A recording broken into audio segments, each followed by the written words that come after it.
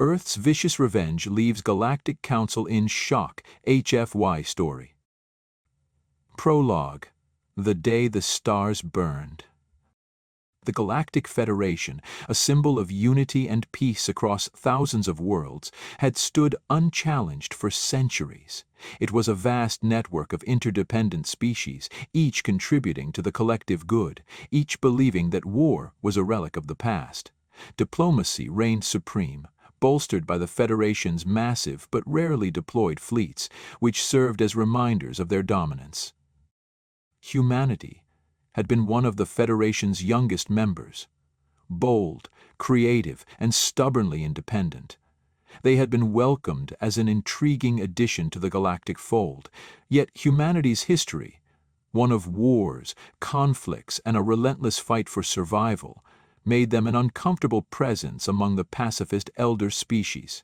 They were seen as brash, their reliance on kinetic weaponry primitive, and their refusal to abandon their martial traditions disconcerting. When the Vorrak Hegemony, a brutal empire of conquerors from the fringes of the galaxy, launched a sudden and devastating invasion, the Federation faltered. The Vorrak swept through border systems like wildfire, enslaving populations and annihilating those who resisted. The Galactic Council convened, debating for weeks while planets burned. Humanity stood alone. Earth, the birthplace of humankind, was targeted with merciless precision. The Vorrak fleet appeared in Sol, their ships blotting out the stars. Earth's defenders fought valiantly, but the Federation refused to intervene. The Council feared escalation and sought diplomacy, even as billions of human lives were extinguished. Earth burned, its surface scorched, its people left to the mercy of predators who had none. The Vorrak believed humanity was broken. The Federation assumed they would beg for aid. Both were wrong. Earth would not bow. What came next would shake the galaxy to its core. Chapter 1. Ashes and Promises. Earth was a shattered world. Cities that once teemed with life lay in ruins, their skeletal remains twisted by Vorrak plasma bombardments.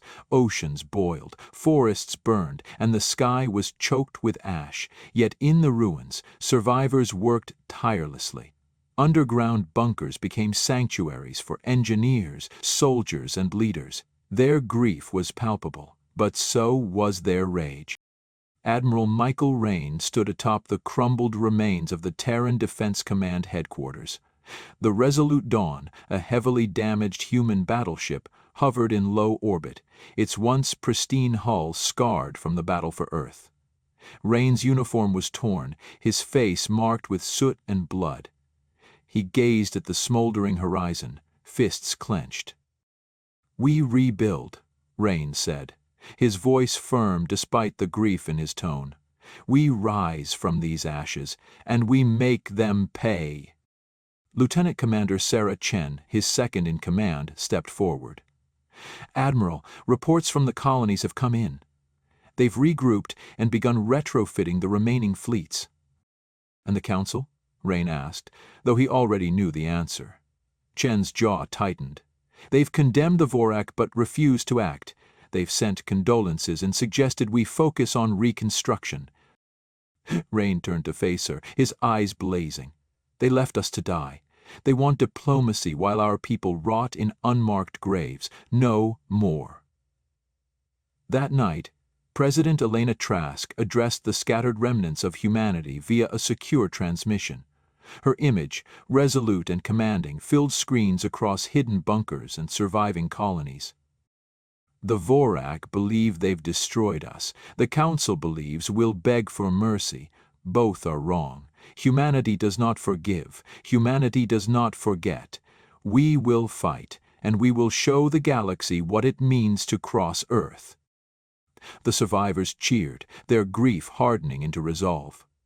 Across the asteroid belt and on hidden colonies, engineers and scientists began crafting a war machine unlike anything the galaxy had seen. They salvaged Vorrak technology, fused it with human ingenuity, and prepared for a war of attrition. Humanity's vengeance had begun.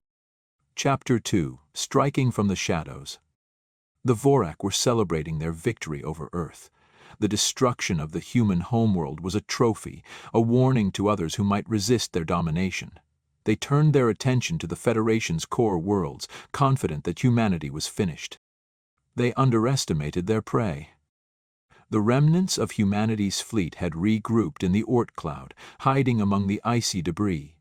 Raine had taken command of the survivors, coordinating a series of surgical strikes against Vorrak supply lines. The first target was Vorrak Outpost X-17, a key fuel depot orbiting a gas giant in the Rylos Nebula. "Silent running," Raine ordered, as the Resolute Dawn and its fleet approached the nebula. "We hit hard, then disappear." The battle was swift and devastating. Human ships emerged from the nebula's swirling mists, their railguns and missile pods striking with pinpoint accuracy. The Vorrak defenders scrambled to respond, but their bulky ships were no match for humanity's speed and precision. Railgun slugs punched through Vorrak hulls, and explosions lit up the void. Within minutes, the depot was destroyed, its fuel reserves igniting in a brilliant fireball.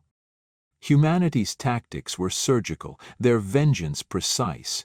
Each strike weakened the Vorrak war machine, sowing chaos and fear among their ranks. Federation observers watched in awe and horror as the humans, thought defeated, became predators of the highest order.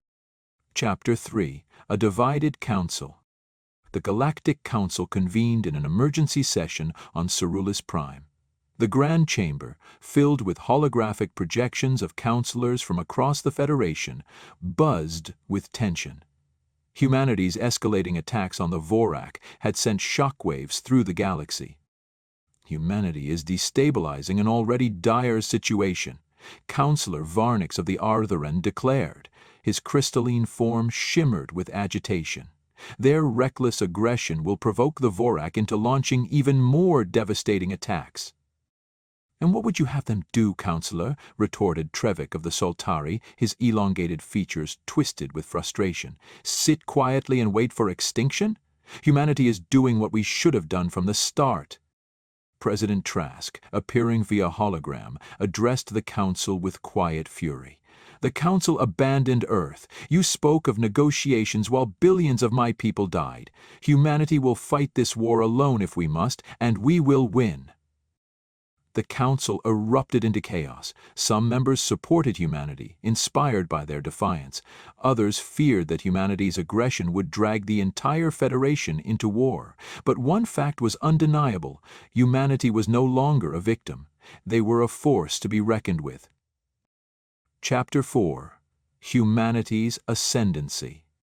In the asteroid belt, humanity's war machine reached new heights. Engineers worked tirelessly, retrofitting captured Vorrak technology to create hybrid weapons and warships. Factories operated around the clock, producing munitions and armor. Civilians volunteered in droves, their resolve steeling into a singular purpose: vengeance. The Battle of Vinar Station showcased humanity's newfound strength. The Vorrak had fortified the station, believing it impenetrable. Raine's plan was as audacious as it was dangerous. The fleet launched a diversionary assault, drawing the Vorrak defenders away from the station. Meanwhile, Major Marcus Kane led a team of Marines in a daring infiltration. Disguised in captured Vorrak shuttles, they breached the station's defenses and planted charges on critical systems. When the charges detonated, the station's shields collapsed. The human fleet struck with overwhelming force, railguns and missiles tearing through the remaining defenses. Vinar Station, a symbol of Vorrak power, was reduced to rubble. Chapter 5: The Vorrak's Last Gambit. The Vorrak were not accustomed to being defied. For centuries they had swept across the galaxy, their fleets crushing resistance with overwhelming force. Humanity's defiance was an anomaly, a gnat that refused to be swatted away. But with each loss, their empire's confidence wavered. Humanity's tactics, precise, relentless, and unforgiving, had turned the galaxy's most feared predator into prey. The Vorrak High Command decided it was time to end the resistance once and for all. The Vorrak gathered their largest fleet yet, over 100 warships equipped with plasma cannons, gravitic disruptors, and legions of genetically engineered shock troops. Their target, humanity's remaining forces near Mars. The asteroid bases, the refitted fleets, and the survivors themselves would be annihilated in one decisive blow. Admiral Raine stood on the bridge of the Resolute Dawn, reviewing the incoming data. The tactical displays showed an impossible fight. The Vorrak fleet dwarfed humanity's ragged force. Even with hybrid technology and Luna's planetary defenses, the odds were grim. "They've brought everything," Lieutenant Commander Sarah Chen said, her voice tight. "Scouts confirmed they're pushing their entire core fleet to our position." Raine's expression remained stoic. "Good," he said. "We've been waiting for this." In a hidden chamber beneath Luna's surface, engineers worked frantically on the Helios Lance, humanity's last-ditch superweapon. The railgun cannon, built from captured Vorrak materials, had the potential to turn the tide, but it had never been tested. A single miscalculation could mean disaster. The Vorrak fleet dropped out of hyperspace in perfect formation, their ships blotting out the stars. Plasma bolts erupted, targeting humanity's orbital defenses. The battle began with brutal intensity. Railgun slugs punched through Vorrak destroyers, while human fighters swarmed the enemy's larger ships, exploiting blind spots in their shielding. Every maneuver was precise, every strike calculated. On Mars, Major Marcus Kane led the ground forces against Vorrak landing parties. Their dropships rained down like meteors, unleashing hordes of shock troops on the planet's surface. Kane's Marines fought with desperate ferocity, using trenches and natural formations to create choke points. Explosives, EMP grenades, and rail rifles tore through the Vorrak ranks. "Hold the line!" Kane roared, his voice cutting through the chaos. His Marines rallied, turning the planet's desolate terrain into a deadly trap. When a Vorrak commander charged forward, Kane met it head-on, his combat knife finding the gap between its armor plates. The alien collapsed, and the tide shifted. Meanwhile, in orbit, the Helios Lance powered up. Its reactor hummed with barely contained energy as engineers ran final checks. On the Resolute Dawn, Raine gave the order. "Target their flagship, fire!" The Helios Lance unleashed a railgun slug traveling at near light speed. It punched through the Vorrak flagship's shields and hull, igniting the ship's core in a catastrophic explosion. The shockwave shattered the Vorrak formation, and the remaining ships began to retreat. The battle had been won, but humanity's losses were heavy. Thousands of lives were sacrificed, and Mars's surface bore the scars of relentless conflict. Yet Raine knew this was not the end. "They'll regroup," he said, "but they'll think twice before coming back." Chapter 6: Earth's Vicious Revenge. The Vorrak's defeat at Mars marked a turning point in the war. The galaxy watched in stunned silence as humanity, battered but unbroken, began an unrelenting campaign of revenge. Admiral Raine's fleet pursued the Vorrak deep into their territory, striking at key installations and leaving destruction in their wake. The attacks were surgical, each operation meticulously planned. Vorrak shipyards burned, their factories lay in ruins, and their fleets dwindled with every engagement. Humanity's hybrid technology gave them a decisive edge. Railguns were enhanced with Vorrak energy cores, creating weapons of unparalleled destructive power. Human ships, once considered outdated and clunky, became predators of the void.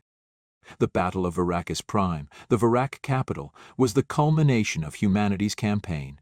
Vorrakis Prime was a fortress world, its orbital defenses bristling with weaponry. The planet's skies were crowded with fighter patrols, and its surface was home to sprawling military installations. Raine's fleet approached under the cover of a solar storm, using the electromagnetic interference to mask their movements. The Resolute Dawn led the charge, its railguns firing in coordinated volleys that overwhelmed the Vorrak's orbital platforms. Missile salvos followed, targeting the planet's surface installations. On Vorrakis Prime, Major Kane and his Marines launched a daring ground assault. Using drop pods to evade detection, they landed near the Vorrak High Command's palace. The fighting was brutal. Vorrak warriors defended their home with fanatical zeal, but humanity's Marines fought with the fury of those who had lost everything. Kane's squad breached the palace's main hall, cutting through the last line of defenders. Kane himself confronted a Vorrak warlord, their duel echoing through the chamber. The warlord towered over him, its blade shimmering with plasma energy. Kane dodged the first strike, countering with a well-placed shot that cracked the creature's armor. The second blow landed true, his combat knife piercing the warlord's chest. With the palace secured, humanity raised its banner over Vorrakis Prime. The Vorrak Empire, once the terror of the galaxy, had fallen. Epilogue: A New Order. The Galactic Council reconvened on Cerulus Prime, their opulent chamber now subdued. The Federation, shaken by humanity's rise, faced an uncertain future. The Vorrak Hegemony was no more, and humanity had proven itself not just as survivors, but as conquerors. President Elena Trask addressed the council one final time. Her voice was calm, but her words carried an unmistakable edge. When Earth burned, the council watched. When humanity fought back, you called us reckless. Now we stand victorious. The galaxy must change or it will fall. Humanity is ready to lead. Are you ready to follow? The council chamber fell silent. Some species viewed humanity's actions with trepidation, fearing their newfound power. Others, inspired by their defiance, pledged their support. Admiral Raine stood aboard the bridge of the Resolute Dawn, gazing at the stars. Around him, the fleet prepared for its next mission. Not one of conquest, but of protection. Humanity had learned what it meant to be alone, and they would ensure no other species suffered as they had. "This isn't the end," Raine said. "It's the beginning, for humanity, and for the galaxy."